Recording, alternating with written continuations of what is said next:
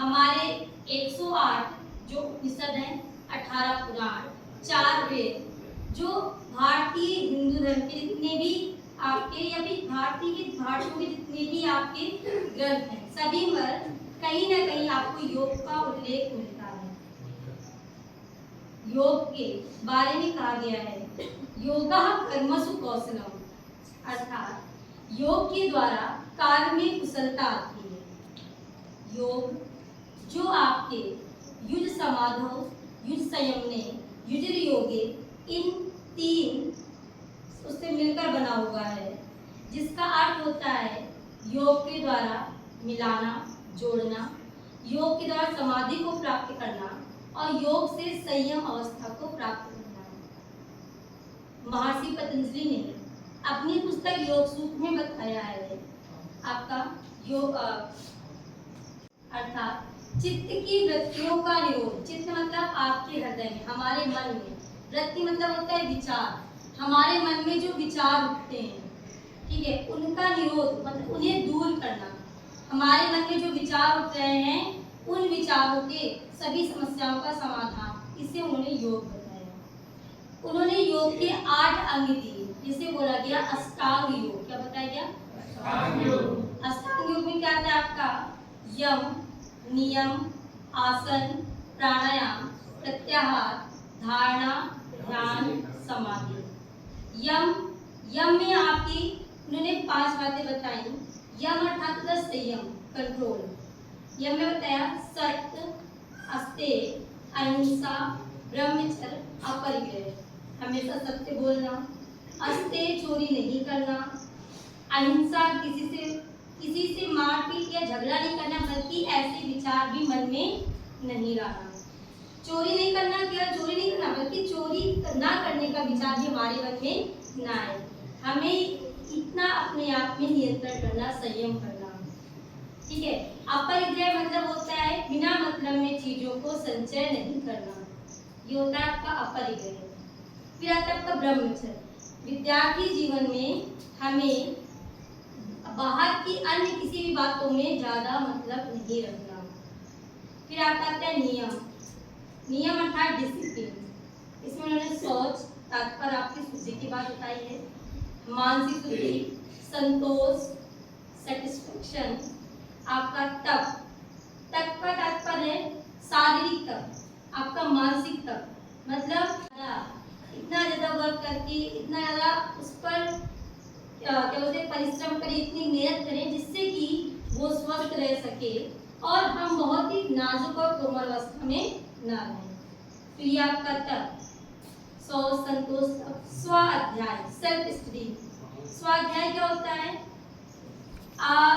पहले क्या था, आपने देखा होगा, आज तो हमारे पास में बहुत सारी चीजें हैं, TLM टीचिंग लर्निंग मटेरियल बहुत सारे मिलते हैं, आपको अलग अलग तरीके से सिखा सकते हैं। ऑडियो वीडियो विजुअल एड्स इसका यूज कर सकते हैं आप। इसके अलावा टीचर्स आपको चार्ट दिखाते हैं, अलग अलग चीज दिखाते हैं। पहले क्या था, सिर्फ सुनना था और बहुत मुश्किल से कुछ बुक्स मिलती थी उनसे पढ़ना होता है ना। अभी स्वाध्याय के भी आपके पास बहुत सारे सोर्सेज हैं, ठीक है। संतोष, तप, स्वाध्याय और ईश्वर परिधान मतलब हमें समय समय से ईश्वर को भी याद करना चाहिए। क्या होता है कि कई बार जैसे आपके पास कोई ऑप्शन नहीं होता, आपने देखा होगा कि सबसे ज्यादा कोई मेंटली डिस्टर्ब होता है तो वो पुरुष होते हैं मोस्टली। उसका रीजन क्या होता है कि हम आस्तिक नहीं नास्तिक की ओर जा रहे हैं। तात्पर्य आस्तिक और नास्तिक का तात्पर्य यहाँ पर मेंटल से क्यों लिया हमने? कई बार क्या होता है, छोटी सी बात, कि अगर जैसे आपने देखा मम्मी लोग कोई दिक्कत होती, परेशानी होती, क्या बोलेंगी? भगवान करे। आस्तिक होने के कारण से उन्होंने अपनी सारी परेशानी उनके ऊपर डाल दी। ऐसे तो करते जाकर क्या करते हैं, अब आपके भरोसे हम छोड़ रहे हैं, ऐसे करते ना। तो ये आपके डिप्रेशन से आपको बचाता है, ये एंजाइटी से आपको बचाता है। तो ये भी उन्होंने अष्टांग में यम नियम में ये बात बताई। फिर यम नियम आसन। जब आप अपने आप में इतना एक्सपर्ट हो गए कि आपने सत्य बोलना सीखा, सत्य, अहिंसा, अस्तेय, ब्रह्मचर्य, अपरिग्रह, ये आ गया आपको, संतोष तब स्वाध्याय से पढ़ेगा। तब उन्होंने बोला आसन। अब आपके शरीर को मजबूत होना चाहिए, इसलिए उन्होंने आसन की बात की। इसकी बात की आसन, ठीक है। आसन में भी आपके महर्षि स्वात्माराम जी हैं, महर्षि घेरन हैं, उन्होंने अलग अलग जगह अलग अलग आसनों की बात बताई। कि उन्होंने 15 आसन बताए, किसी ने 10 आसन बताए हैं। बंद करें जरा वीडियो, बस एक सीधी शिवांश फिर सीधी करिए, स्टार्ट। तो आसन आपका है, आसन जिसे कहते हैं स्थिरम सुखम आसनम। जिस आसन में, जिस अवस्था में आप लंबे समय तक सुख पूर्वक बैठ सकते हैं उसे आसन कहते हैं। मतलब अभी आप जैसे सुखासन में बैठे हैं, जो कल्पना कराते हैं जो सुखासन, आप लंबे समय तक इस अवस्था में बैठ सकते हैं। ये आपकी शारीरिक क्या है, मजबूती। अगर आप इतने स्ट्रॉन्ग हैं तो ही आप बैठ पाएंगे। आपने बॉडी को सही पोस्चर में रखा होगा, वरना क्या होगा, एक समय के बाद आपका पैर ऊपर फिर पैर नीचे, ऐसा होता है। ठीक, सुखासन है, पद्मासन है। भोजन करने के बाद एकमात्र जो आसन करते हैं वो कौन सा है, कौन सा होता है। अभी हम स्टूडेंट लाइफ में है तो हमारे मन में आता है कि हम परेशान हैं, हम कौन सा आसन करें। डिप्रेशन को कम करने के लिए हमें कौन सा आसन करना चाहिए। एग्जाम होने से पहले ज्यादा तनाव आ जाता है, उसको कम करने के लिए हमें क्या करना चाहिए। ऐसे कई सारे क्वेश्चन आए हैं। तो देखो, याद रखना, आपकी बॉडी में सबसे इम्पोर्टेंट कोई चीज है तो वो है आपका ब्लड। क्योंकि जो ब्लड है वो पूरी बॉडी में हर एक चीज को, भोजन हो, ऑक्सीजन हो, हर एक चीज का संवहन मतलब ले जाने का कार्य जो करता है वो कौन करता है, ब्लड, है ना। तो बॉडी के जिस पार्ट में कहीं भी आपको दर्द है, दिक्कत है, मतलब वहाँ ब्लड सर्कुलेशन सही नहीं हो रहा है। तो आसन करते समय हमें ध्यान रखना है, हम जिस पार्ट के लिए आसन कर रहे हैं उस पार्ट की हमारी सिचुएशन कैसी है और क्या वहाँ पर ब्लड सर्कुलेशन हो रहा है कि नहीं। हम एक्सहेल इनहेल कर रहे हैं, उसका भी क्या इफेक्ट पड़ रहा है, हम सही कर रहे हैं कि गलत। तो अब जैसे मैंने बताया कि बात किसकी आ रही है, हमें शांति चाहिए, मानसिक शांति। हम परेशान हैं, एग्जाम है, हमने एक्स्ट्रा ज़्यादा से ज़्यादा परेशान हो गए, बेचैन हो गए कि नहीं हमको ये नहीं आ रहा, वो नहीं आ रहा, इसी कारण से आपको आखिरी चीज़ें भी भूलने लगती हैं। तो मन को रिलैक्स करने के लिए कुछ आसन है। जैसे अगर आप खड़े होकर करना चाहें तो जो आसन आपके जो ब्लड सर्कुलेशन आपका सर की ओर लेकर आएगा वो आसन हमें करना चाहिए, ठीक है। वो किसके लिए चाहिए, आपकी मानसिक शांति के लिए। अब जैसे आप खड़े हैं तो आगे आपको झुकने, जितने भी फॉरवर्ड बेंडिंग वाले आसन होंगे वो करने चाहिए। फॉरवर्ड बेंडिंग के आसन इसका हुआ कहाँ फायदे देने वाले हैं मानसिक शांति के अलावा, आपके हेयर्स के लिए, बालों को भी स्वस्थ बनाता है। क्योंकि जब ब्लड सर्कुलेशन ऊपर की ओर होगा तो आपके उस पार्ट को हेल्दी होगा, वो पार्ट आपका, ठीक है। जिनके बाल झड़ते हैं बहुत ज्यादा, जिनके बाल नहीं है तो कहते हैं उनको शीर्षासन करना चाहिए, बल्कि सर के बल खड़े होना चाहिए। जो शीर्षासन नहीं कर सकते उन्हें सर्वांगासन करना चाहिए। और अगर ये भी नहीं आता तो कुछ नहीं, हमें सिर्फ और सिर्फ माउंटेन पोज, पर्वत आसन भी हम कर सकते हैं।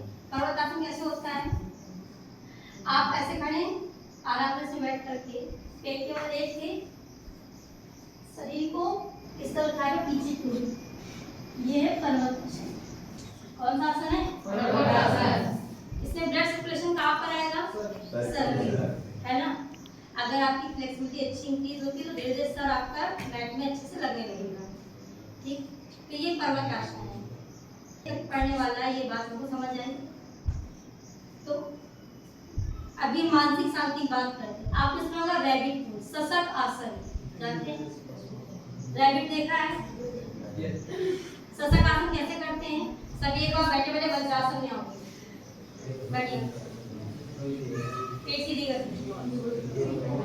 जब ये वज्रासन में आ जाए एक कुछ फोटो थोड़ा आगे, भवन्तु सुखिनः सर्वे भवन्तु सुखिनः सर्वे सन्तु निरामयाः सर्वे सन्तु निरामयाः सर्वे भद्राणि पश्यन्तु सर्वे भद्राणि पश्यन्तु मा कश्चित् दुःखभाग् भवेत् मा कश्चित् दुःखभाग् भवेत्। ओम शांति शांति शांति।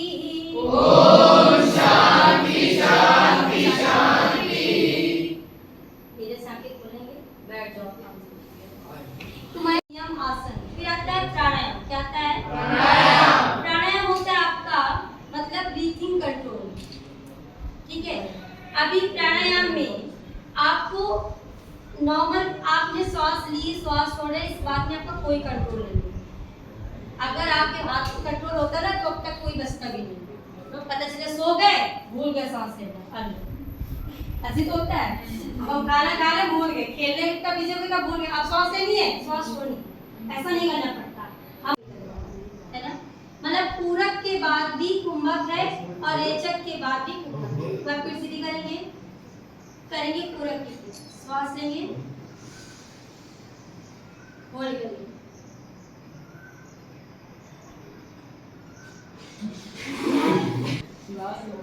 अभी होल्ड करेंगे।